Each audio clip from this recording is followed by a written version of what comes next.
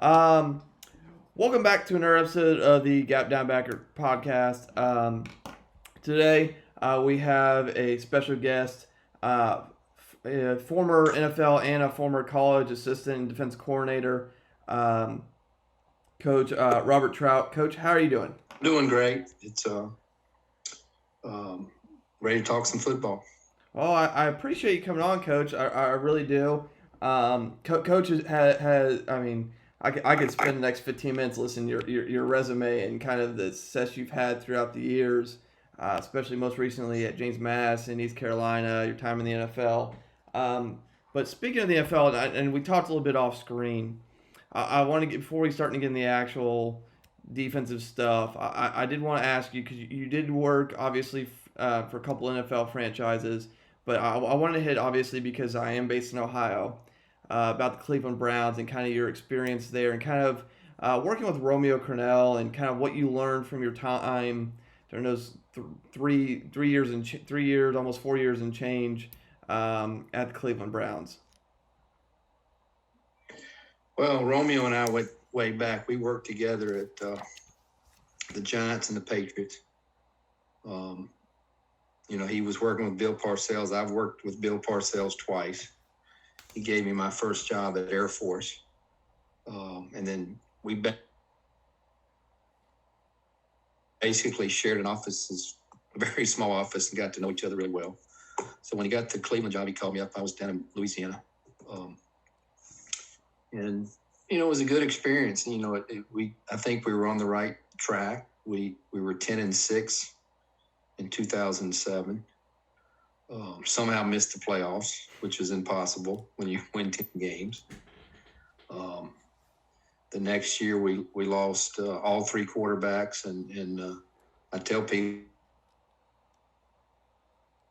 we played the quarterback in the last game. I didn't know what his name was. We just picked him up off the street that week. They decided to make a change, and I think if they'd have stayed with us a little longer, I really love the people of Cleveland. I hope that they have success. I think both teams there, it'd be nice if they just get in the Super Bowl one time. I think the Bengals and the Browns, they deserve, those fans are great. And hopefully things have turned around for them. Now, I want to kind of get into it a little bit because, I mean, there's about 8,000 ways and 8,000 questions I could ask you. I first want to hit on your time at James Madison. Obviously, you won a national title there and you had a lot of success. And your defense, I mean, that you coordinated there was by, if you just look at a statistical measure, probably the best or one of the best in the country, depending on what category you look at. And where it was really successful, especially in a time and day now where it's really difficult to be successful, pass defense and turnovers. Do you want to kind of talk about how you developed the ability to be so successful defending the pass and forcing turnovers? Well, we were fortunate at James Madison. When we went there, they had a really great offense, and the defense has sort of struggled. But we felt like they had a foundation there. But we had a great staff. The linebacker coach came from Richmond with me. We got Coach Hansen, who has coached for a long time. He was our D-line coach. We had a corner coach that had some experience with Coach Houston, and so we had a good foundation. And basically it was funny. I told the safeties, I said, this is our fundamentals. This is our basic defense. This is what we're going to do. And after the first game, one of them said, what are we changing this week? And I said, we're not changing anything. We're going to do the same thing this week, next week, the next week. So we wanted to build a foundation of good defense, and that's where it started. And we got better each week. And I think once we beat, we actually played Villanova, and actually won the game on defense later in the year. And that turned everything. And then that started the run of really, really good defense. And we went into the playoffs, played really well in 2016. We were able to beat North Dakota State up there, held to 17 points, won the national championship, went the next year, won 14 straight games, playing really good defense. And I think it just started with to build a foundation. The kids started believing in us. We had kids, and that's what I've told people. Our defense at JMU love to play football. And, as coaches, we all want kids that love football, and I think we had it there, and you could tell that they love to play football, and they love to win football games. And that was a huge foundation for us. Okay, and then good. Well, one thing that I've always believed in, we tried to teach football. I talk about the football Bible, about, what offenses are trying to do. And my background, we taught about formation awareness and personnel awareness and situation awareness, so the kids could become pretty smart, smart football players. And we talked about that all the time. So I think if you asked any of our players through that era, they would tell you the things that cause you to win and the things that cause you to lose. And obviously turnovers were a huge thing. And the 2017 year, we had 31 interceptions. So that was pretty remarkable that year. It became a contest. I mean, they took a lot of pride. Now, would you? I mean, obviously, and it did help to win a lot of games. Obviously, like, keeping it simple helps, and I have some. I mean, I think that's moniker's true across football, is that we try to overcomplicate everything, just by nature of us being coaches. Is there anything outside of simplicity that helped? Turnover circuit? Is it focusing on the formation, personnel, situation where so they know what's coming? What do you think attributes to that high level of turnovers besides just the simplicity? How do you think? How, from a preparation standpoint, do you think you prepared them? Well, as a secondary coach, I think every coach needs to look that defensive players do not catch enough footballs. They do not work on their catching skills, ball skills well enough. I remember at the combine one time, I interviewed a kid, and I've got his questionnaire, and I said, "It says here you played quarterback. Can you throw?" And he said, "No." I said, "It says here you played wide receiver. Can you catch?" He said, "No." And I said, "Is that why you're DB?" He said, "Yes." Well, I don't want a DB that can't catch. So, every time I've recruited, I've always asked DBs, "What all have you played?" And I want a DB that has ball skills. I would like every DB that I would think could go over there and play wide receiver. Okay. And have that mentality. And I'll tell you a little story that happened, that I learned this when I was at Arkansas. I had a safety that we're in practice, and they throw a ball, and he takes about 3 steps and pulls up. And I said, "What are you doing?" He said, "Well, I knew I couldn't catch it." Well, the odd thing, he was the fastest guy in the state of Arkansas. He was the 100-meter champ. We had another receiver on the offensive side that ran a 4.7 downhill. There wasn't a ball he never thought he could catch. I mean, he could catch anything. And I'm looking, I've got a guy, the fastest guy in the state of Arkansas, after 3 steps, says he can go catch it. So I've learned through coaching, sometimes you just got to talk to him. So I said, "What all positions did you play?" And he said, "Tailback and safety, my whole career." I said, "The only pass you've ever caught is a toss sweep, isn't it?" He said, "Yes." So he never had that. He never had that mentality to go catch a football. And that taught me something right there. You better find DBs that have a mentality to go catch a football. Because I think defensively, we ask them to catch tougher catches. You don't know it's a pass. A lot of times you turn around, there's the ball. And then one thing that we really worked hard on were deep balls. I think most defenses don't spend enough time catching deep balls. We had a drill every week where we caught deep balls, and it paid off for us in the 2017 year, because my post safety led the country in defense. The 2 safeties would argue about who's going to play in the post because they knew they could get an interception. And I think we had the top 3 guys with interceptions that year. And they'd come off the field and say, damn it, you changed the defense where I wasn't the post safety and I didn't get the interception. But, it built that up. But we tried to work on their skills. One thing I used to tell coaches, I said, every year a player will come up and say, what do I need to work on in the offseason? And I would always tell them your ball skills. You've got to learn to catch balls. I've been around enough offenses where, one year I looked over there and every receiver had his own ball. And I've got our bag and they were the old kicking balls. And I'm thinking, well, wait a minute now. You want me to catch interceptions and these balls are the crappiest balls I've ever seen. So I did get us new balls that year. And but I think it's just the mentality and the emphasis that, catching footballs, catching interceptions is important. It wins games, and that's why it's important. And then every time we had interception, when we watched tape, we would explain why this happened and give the, D-line the credit of, because you got your hand in this guy's face, that's why we intercepted the ball. So we always talked about the team concept of why this happened. So I think the whole team, took pride in that, me getting my hand in his face caused that interception or that pressure. And the players, I think, felt that. And anytime there was an interview, you could see that the players gave everybody else credit. So, but learning how to catch and working on your ball skills, and then understanding the importance of turnovers, I think helped in our situation.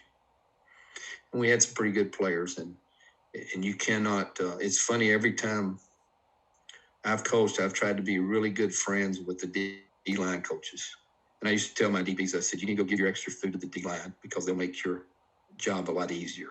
And we were able to put pressure with mainly a 4-man pressure and, let us play coverage and made a big difference for us. Now, I kind of want to move on from two of those guys. Good, Coach. Good. Two of the guys in that secondary are playing the NFL right now, too. So we had some good players. that helps, Coach. That helps a lot. The next spot I want to go to is you obviously had a lot of great experiences and places you could develop a defense. When you get to a new place and you're installing your defense, where do you start? Like from where what does the installation process look like? What does that building a defense look like from place to place when you go to places? Well, we do give them a playbook. I think paper's okay. I like paper because I give an example. I went and visited a pro team. They had the laptops, and the smart players also had a notepad to make notes on. It's hard to take notes, and I think guys that really want to learn. So we talk about you got to learn our language. So the first thing we usually do when we go in there is you got to learn our language, learn how our coaching staff talks. We try to build the trust. I think trust is so important as a coach because you've got to earn their trust. It's not a given. And I think you do that by being a good teacher. So we went in there and we would have a plan and I'd have a menu of all our defenses that we had decided we were going to run that year. I did an installation. Usually we started with zone defenses, basic fronts, and then worked on to our match coverages and our man coverages. I usually found that, and we were primarily a match coverage team and a man-free team. I found if you don't teach zone first, it's more difficult to teach it later because there's two concepts, whether you're a zone spot team or a match team, and they're opposite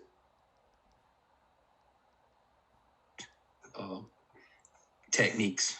But if you can do both, as I tell people, I said, all the routes that hurt match-up coverages zone helps to win it. And the routes that hurt zone coverage, the matchups help. So we would always try to teach zone first. Pretty simple to begin with, base front, one coverage. I always found, we may go into pass skill those first couple of days and call one coverage because you're trying to teach it. You've got different formations, especially if you're going against the offense and they get to run whatever they want to. I just wanted to teach that offense for the day. So really my installation might be the first two practices would be 3 deep. The next two would be match. And even in the 3 deep, we might put our zone pressure in, but everything would be 3 deep that day. Then the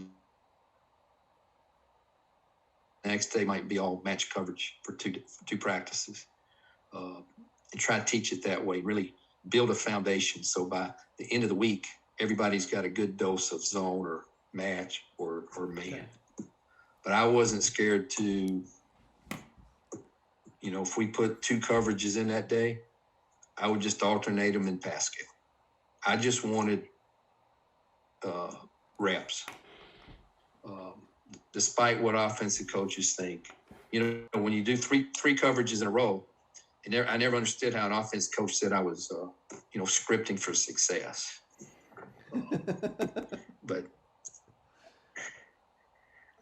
it never failed. They all said, well, you're scripting for success. I said, I did 1, 2, 3, 1, 2, 3, 1, 2, 3, 1, 2, 3. I said, I don't know why you think that. But I think you got to build that fundamental. Don't be afraid to call those defenses, put them in those situations, even though some days that was not the best defense. And then we would take the approach that I would show them on tape that, this is cover 3 today. There's some things that's not good against. But as a defensive coordinator, I can't call the perfect defense every time. Sometimes you're going to have to play cover 3 versus 4 verticals. So we need to learn how to do all that stuff. So we really tried to build that foundation and get them a lot of reps in that thing, and then just move on from there and teach them football as we go. What is the strength of the defense? What's the weakness of the defense? In zone defense, I used to always try to teach. We're telling the quarterback where to throw the ball. I always wanted to take the approach is, we're telling the quarterback what to do. Because, you're an offensive coordinator, right? Yes, sir. So I've been around enough offensive coordinators to know that you guys got all the answers. I understand that. It's okay. But, I try to explain to them, that quarterback, if we play zone coverage right, we're telling them where to throw the ball. Mm-hmm. So that we want to be in control.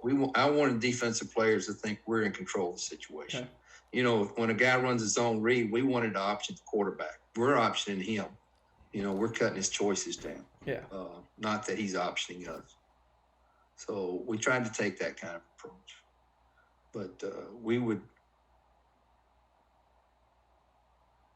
build our install one step at a time. So about after 7 or 8 practices, we would have our base stuff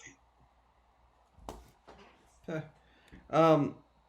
And I'll kind of go to the next little part is when you're, every coach takes a little different approach to preparing each week.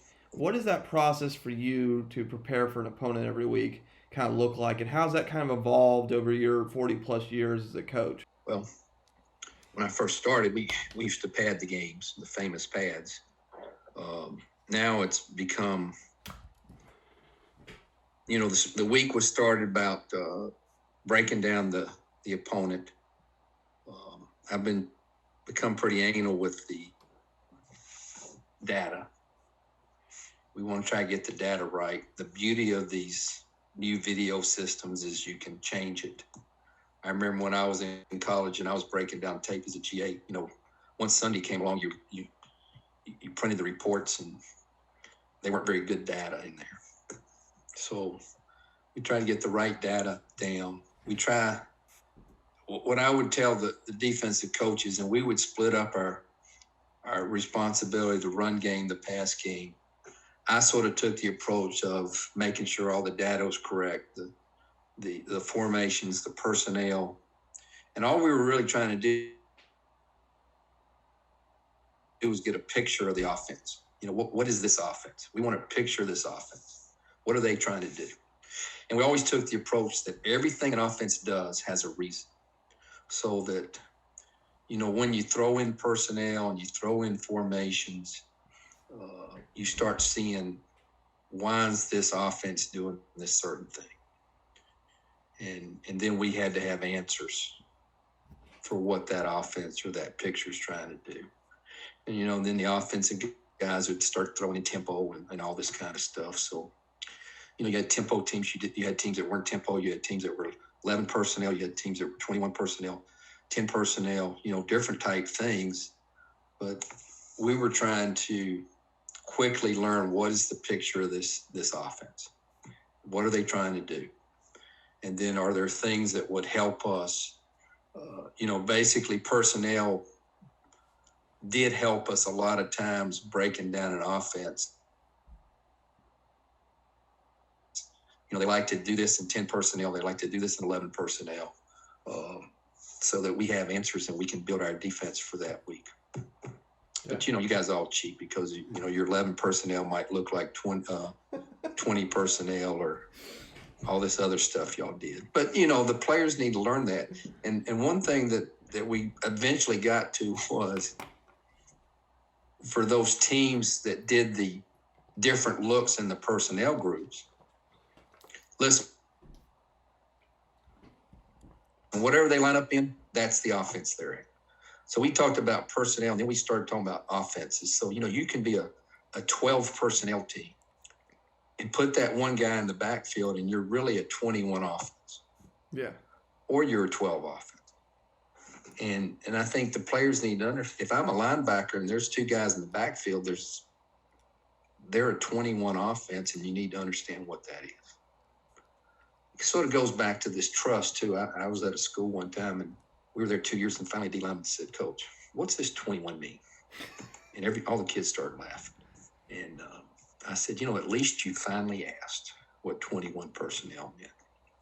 And so we tried to get a picture of what the offense does, understanding their personnel, understanding their formations, understanding certain situations, what y'all like to do. That football Bible was interesting because, what you do after a turnover, what you do when you're backed up. There's certain principles that most offenses follow.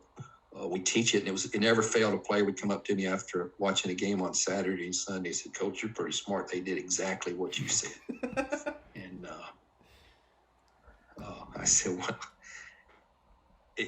and they start believing what you're saying when those things happen.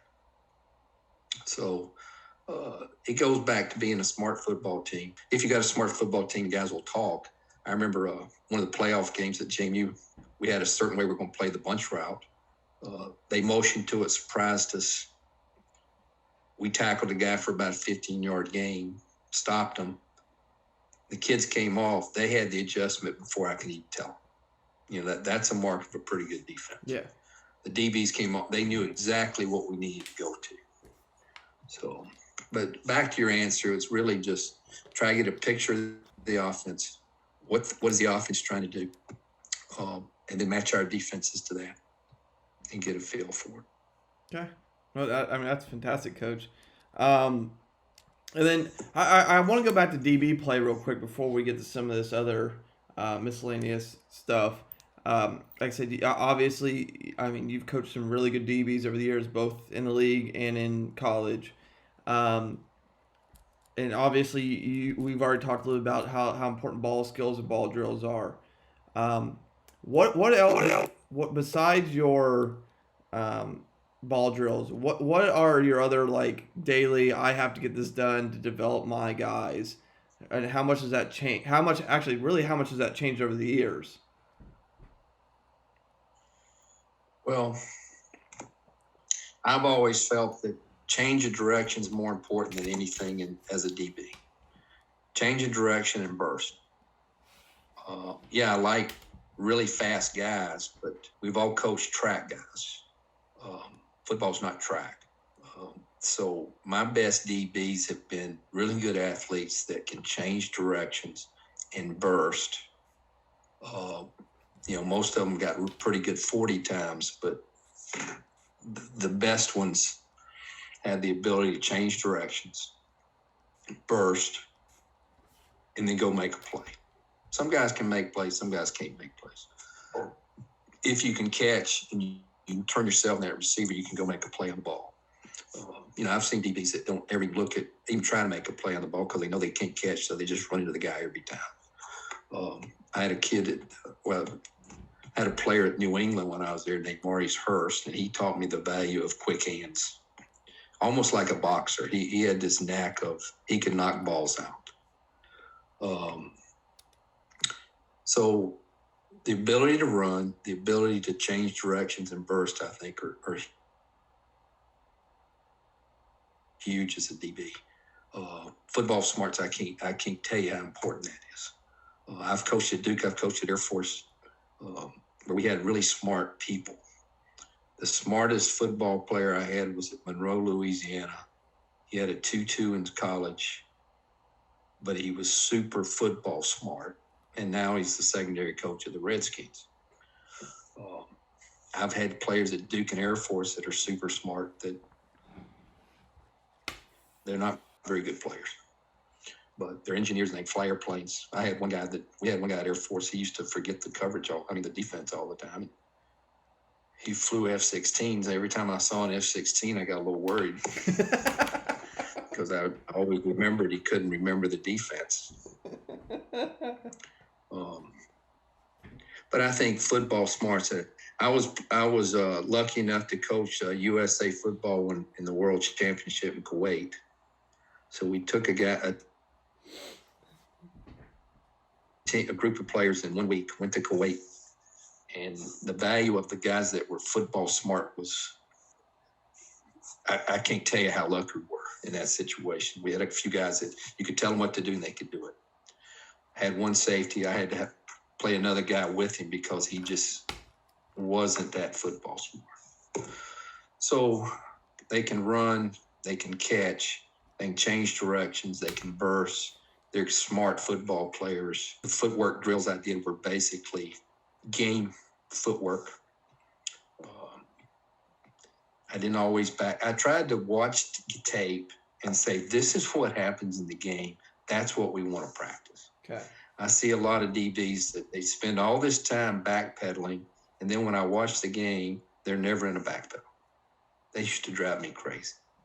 So if you're going to bail and do all those things and you never backpedal, then don't spend 90% of your time teaching backpedal. So figure out what kind of defense you're going to be, what kind of movements you're going to do, and practice those kind of movements. And then the last few years, I started doing a lot of my footwork drills paired up. And we actually we did everything as a pair so that we would run down the field and we would backpedal with the guy running down the field. We would work on leverage. We'd work on cushion. We'd work on braking on there. And because I always said there are two types of keys when you're doing footwork drill. It's either the coach, which I would do a lot of times, or then we progressed to where you had a partner and you used your partner's key, which is basically man coverage. So you read when he slowed down or he broke, you broke, and then we always tried to throw a ball in those situations. Just to remind them that, we're playing football. I was not one of those with a bunch of different drills. There's 100 different DB drills. They all look nice, but I felt about half of them didn't really relate to the game. It's not a drill. We're not drilling just to do drills and it looks good. I wanted to drill to get better at the skills that we were doing. And always tried to have a ball involved, even if it was just tossing it to them at the end of the drill, just to make them continually think, there's a ball. I'm trying to work on it on turnovers, or, my job is to catch the football when it's thrown. Now, And if we get into it, I can get you I can show you some of the drills or something, or get at some point later that I've gotten to. But started doing most of them by partners, and that worked out great. now, I want to just jump around here a little bit. First thing I want to ask you, you've hit on a lot of really good points so far, but is there any particular advice you have for um, any young defensive coordinators, either ones that just got their first time job or have kind of just are a couple years into this, that you've kind of learned or that you could give from 40 plus years of experience? I think as a defensive coordinator, the first thing you got to come to grips with is the battle between how much defense and how good you want to be. You've got to decide how good you want to be at a certain defense. I think the biggest mistake young coordinators make is they have too much defense. I think it's a mark of a good coordinator. They can say, no, we can't do that yet. I've had defenses that can do a lot, and I've had defenses that can't do it. And I think the mark of any good coach is recognizing whether it's scheme or a player. Some players just can't do it. And at some point, you got to realize that we all think we're the greatest coach in the world, but I had one at New England, and he fell down all the time, and I couldn't teach him not to fall down. And I finally realized this guy's going to fall, and I can't teach him. And but I think a young coordinator's got to understand is, do I want to be good at something? And sometimes it's frustrating because there's a lot you want to do, but if you can't handle it as a team, you've got to be smart enough to realize we can't do that yet, or we might not be able to do that. And try to find a package that you've got enough weapons, and hopefully build that defense where you can do more. And if you can't, quit worrying about it and play with what you got. Now, do you this, like I said, It's a constant struggle, but one of the things I see young guys do is they have way too much stuff. I talked to a pro guy the other day. First thing he learned was he had like 20 coverages, 20 defenses on the first down. And finally, one of the older coaches said, we don't have that many plays on first down. You need to cut it down to about 5 or 6 balls. Speaking of coverages, this is where I'll jump next. Is do you have a personal preference on coverage, or something that you found to be extremely successful to your career that you always go back to, coverage-wise? Well, I've been a robber or match coverage guy for a long time, and had a lot of success with it. I still call it a robber defense, and that's basically been our base. Zone has been the change up off of it.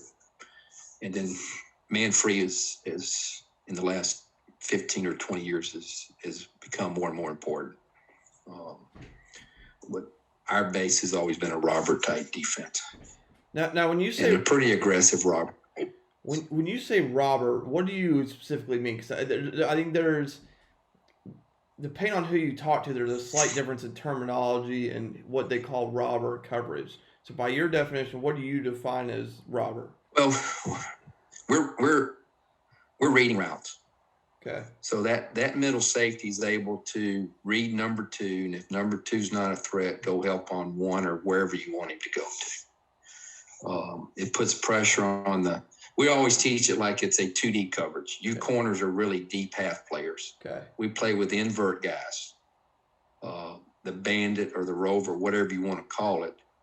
We're playing an invert for the run. We're playing a heavy safety in the middle. We're playing 2 corners that cannot, one thing that I have started doing over the years is we talk about mission in life. So we talk about the players, your mission in life, if you're robber corner is don't get beat by the vertical or the post. Okay. If you go brain dead, don't get beat deep. Understand we can help you short. So that's one thing that we've done over the years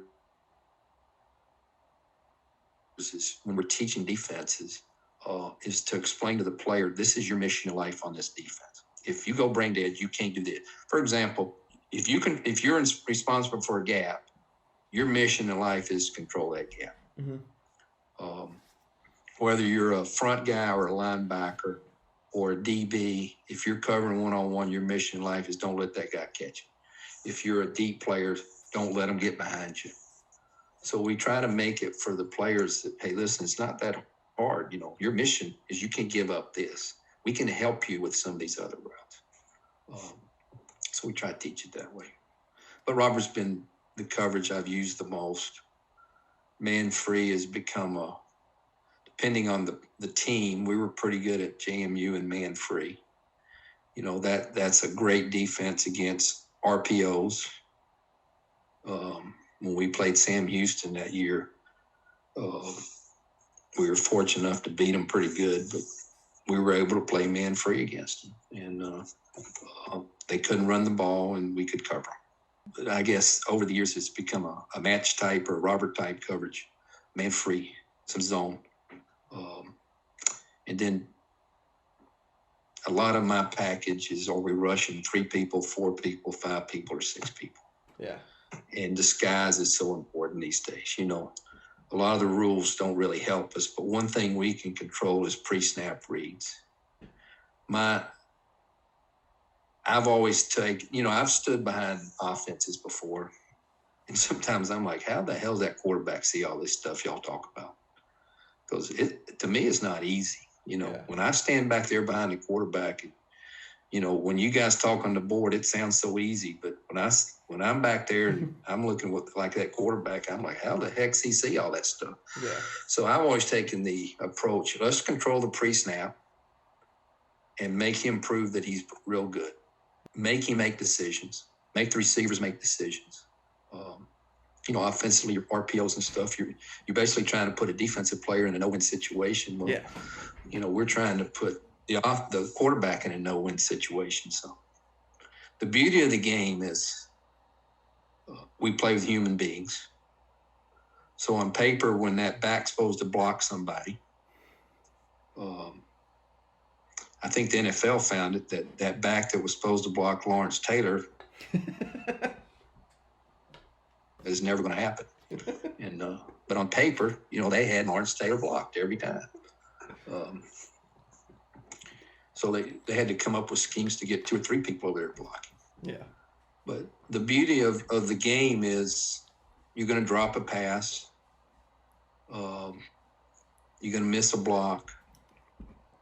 It still comes down in sports who makes the fewest mistakes. You know, if we don't miss tackles, if we can get people down, if we can get the numbers right, numbers are so important. Offensively, you're trying to get more numbers than we do. We're trying to match those numbers, and then you just hope that you make those tackles. Yeah. Now, I got 2 more questions for you.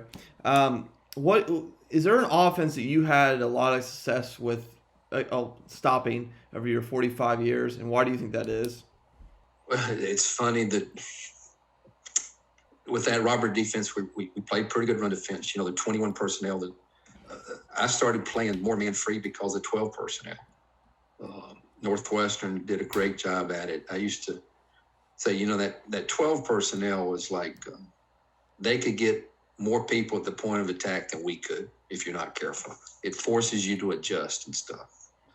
You know, I think that's one thing the offenses are really good at these days is now they got double plays. You know, they run a play this way, but actually the quarterback's coming back and all that stuff. It makes you more disciplined and everything. If I could find a team that would just line up my backfield, I would love it because I think I'd beat your ass pretty good.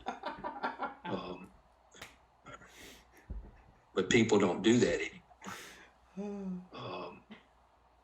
I was at Air Force and with Ken Hatfield when he put the option in for the academies.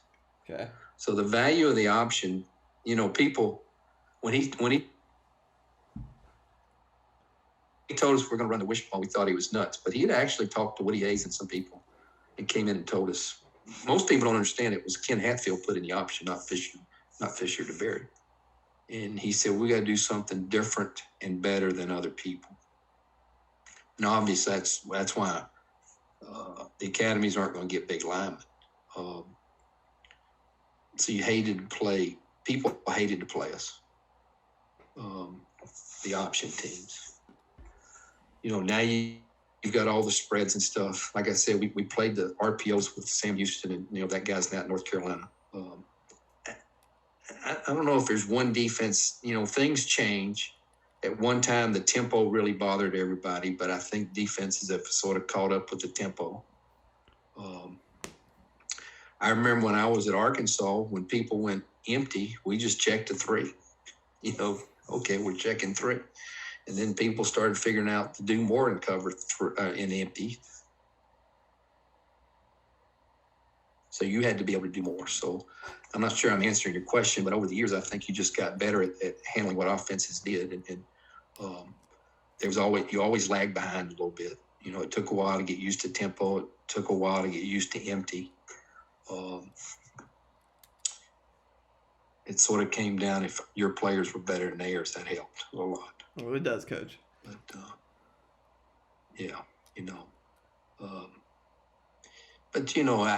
that's the beauty, I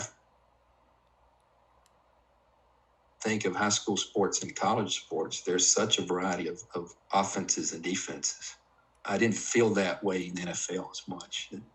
Your numbers, it's amazing. We used to get on Sunday morning, there'd be sometimes, this team's only got 3 wide receivers for the game eligible or active. And you didn't see a lot of 10 personnel in the NFL because they didn't have enough receivers. You look at that roster. So I didn't feel there was nearly the variety of what you got in college football or high school football.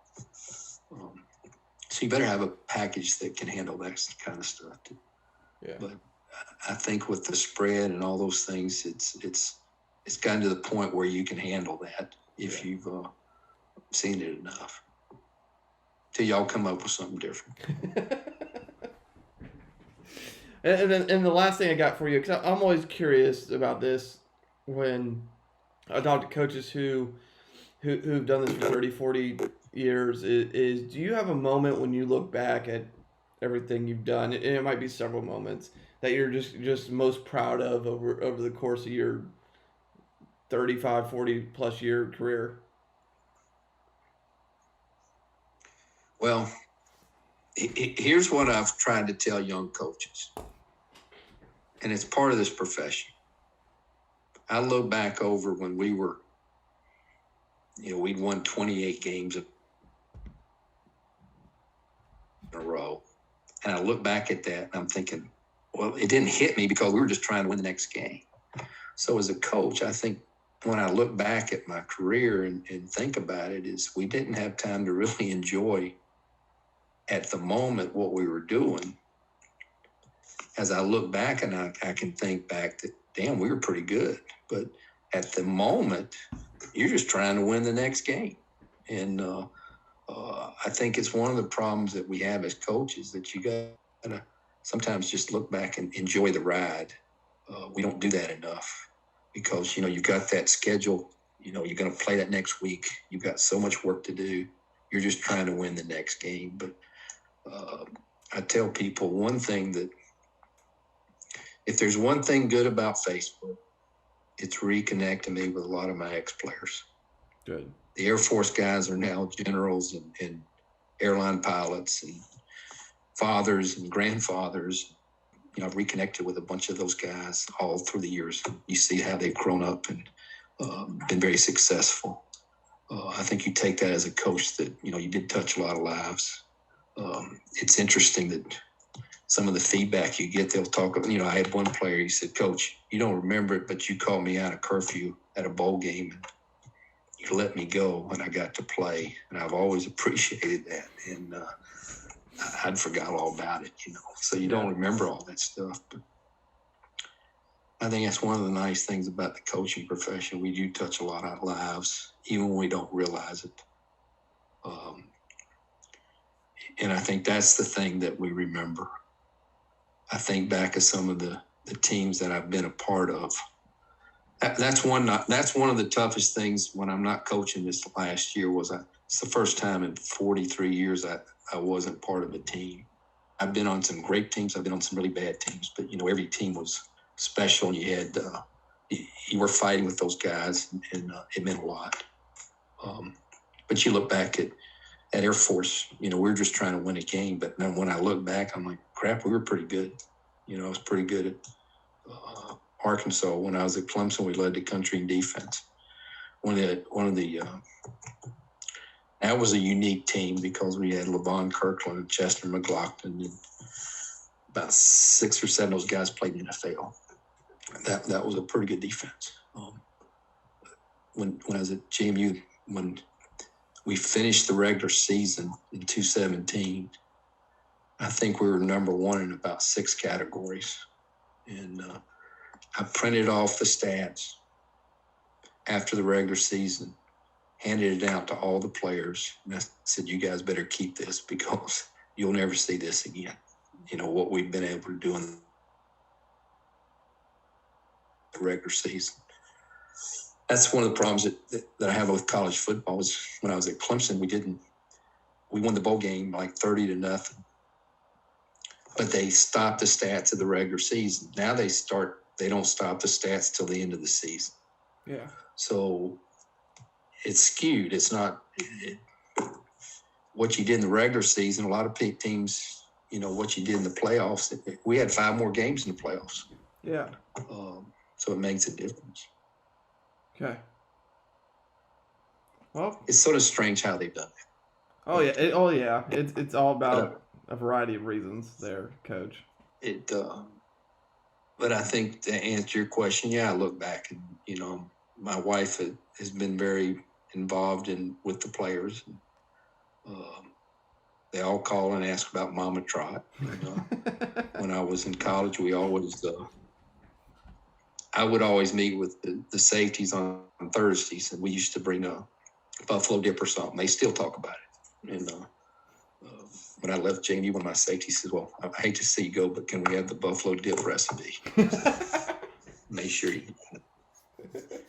And in fact, he told me when they got the new coach, the players said, oh, by the way, we meet on Thursday nights, and you got to bring buffalo dip, or you're bringing food. So, when you have a career, you look back and the teams that you're on, they're all pretty special, but it's really the players that you affected, and there's a bond there, as you know.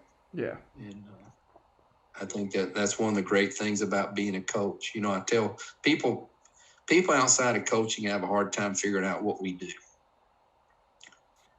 and why we work so much, and why we meet all the time, and why our hours are so crazy. And I try to explain to them, that game's coming at 12 o'clock that Saturday, or 1 o'clock on that Sunday, and there's certain things we have to do, and that's not going to change. And I said my job is interesting because I'm a teacher, I'm a gamer, I'm a counselor, I'm a father, sometimes I'm a prison guard, and I'm a salesman. So a coach wears a lot of hats. In college you had to sort of be halfway dressed good. When I was in pro football, they didn't care how you came to work, because you never saw the public. And you could wear sweats all day or whatever you wanted to. You were just there to coach. But it's been a great life, and I think coaching's pretty special. And like I told you before we went on, that this pandemic I think has even emphasized what coaches have done. I don't know what these kids would have done without coaches, and it's been remarkable that I know down here they're playing in the spring. A lot of places still play in the fall. I think coaches have been problem solvers. and been a godsend during this pandemic. Well, Coach, I think that is, how I'll word this, the best way to end that. What else you think of? Yeah. I don't think there's a better way to end that. So, Coach, this was extremely fun. I truly mean that this was a great time. Coaches, coaches' contact information will be below. Make sure you check out our sponsors and affiliates below. If there's any point you want to listen to back of this, again, the video and the audio tags are below, so you can click on those and go back to that specific spot as usual. Obviously, like and share the video so more people can see it and listen to Coach here and kind of hear what he's been through and what he's done. And obviously subscribe to the channel and the podcast and all that lovely jazz. But I don't have any smart words to follow up with that end. So that was another episode of the Gap Down Backer podcast.